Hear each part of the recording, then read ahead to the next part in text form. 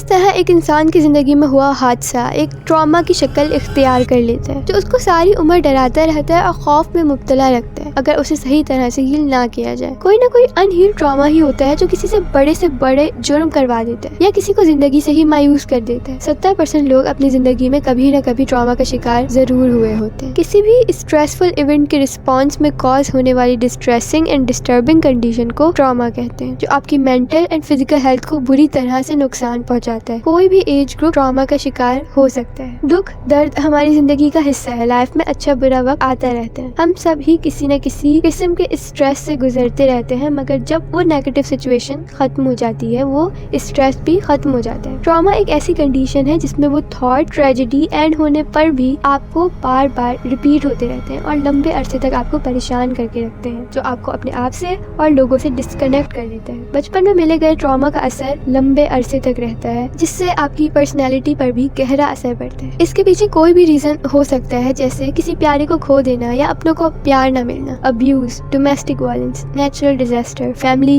या सोशल और emotional support न मिलना, किसी भी बड़े ख्वाब का टूट जाना, वॉर या अनफॉरगेटफुल एक्सीडेंट, कोई बड़ी रिजेक्शन, बुलिंग, स्कूल या बुरे माहौल और लोगों में रहना जो कॉन्स्टेंटली आपको नीचा दिखाते हैं, पेरेंट्स की निग्लेक्शन और प्यार न मिलना, अब्यूसिव और स्ट्रिक्ट पेरेंटिंग, पेरेंट्स का आपस में लड़ना या कोई भी हार्ट ब्रेक और नेगेटिव एक्सपीरियंस जो भूल जाना बहुत मुश्किल हो। उसके फ्लैशबैक्स आपकी जिंदगी में पलट कर आते रहते हैं और आपको एक्सट्रीम खौफ में मुब्तला रखते हैं। उस बारे में सोचकर आपका दिल हिल जाता है, डर जाता है। ये लंबे अरसे तक रहकर पोस्ट ट्रॉमेटिक स्ट्रेस डिसऑर्डर की शक्ल इख्तियार कर लेते हैं और आप फाइट, फ्लाइट, फ्रीज रिस्पॉन्स में चले जाते हैं। इसके नतीजे में आपका माइंड एंड बॉडी 4 तरह से रिस्पॉन्स करती है। Painful thoughts, intense emotion, behavioural changes. आप आइसोलेशन में रहना पसंद करते हैं और किसी से शेयर करने में और हेल्प मांगने में घबराते हैं। आप खुद को ब्लेम करने लग जाते हैं, जो आपको लॉन्ग रन में anxiety, low self esteem, shame, trust issues, negative thoughts, nightmare, overly sensitive हो जाना, losing your temper and mind, होशावास खो देना, अपने आप को और दूसरों को हर्ट करना, इमोशनली वॉलेटाइल हो जाना, अकेला महसूस करना, उस तरह की चीजों को अवॉइड करने लग जाना, पैनिक करना, अपने बारे में बुरा महसूस करना, उन चीजों से भी अच्छा फील नहीं करना जिससे आप पहले किया करते थे, अनएक्सप्लेन्ड साइकोलॉजिकल सिम्टम, माइंड अचानक से फ्रीज हो जाना, डिप्रेशन वगैरह, जो सब आपको पास में फंसाए रखती है और मूव ऑन करने में एक्सट्रीम डिफिकल्टी होती है। और बॉडीली चेंजेस जैसे shaking, headache, chest pain, lack of sleep, nausea, heart problems, obesity, diabetes, asthma और अर्ली डेथ। आपका माइंड और बॉडी आपस में डिस्कनेक्ट हो जाते हैं। माइंड रिस्पॉन्स करना बंद हो जाता है और बॉडी वेयरली रिस्पॉन्स करती है। हमारे ब्रेन का एक पार्ट है एमिग्डाला, जो हमारे पास आने वाले थ्रेट्स को स्कैन करता है, खतरे को पहचानता है, हमारी मेमोरीज और इमोशन को आपस में कनेक्ट करता है। जो लोग ट्रॉमा से गुजरते हैं उनका ये पार्ट हाइपर एक्टिव रहता है। दूसरा पार्ट हमारे ब्रेन का हिप्पोकैम्पस श्रिंक हो जाता है। ये वो पार्ट है जो हमारे इमोशंस और मेमोरीज को प्रोसेस करता है ट्रॉमा के बाद और हमें ऐसा फील करवाता है कि ये चीज हमारे साथ अभी हो रही है। हमें वो तकलीफ दिल लम्हात याद आते हैं जिसको amygdala as a threat perceive करता है और हिप्पोकैम्पस हमें वो इस तरह फील करवाता है जैसे वो ताजा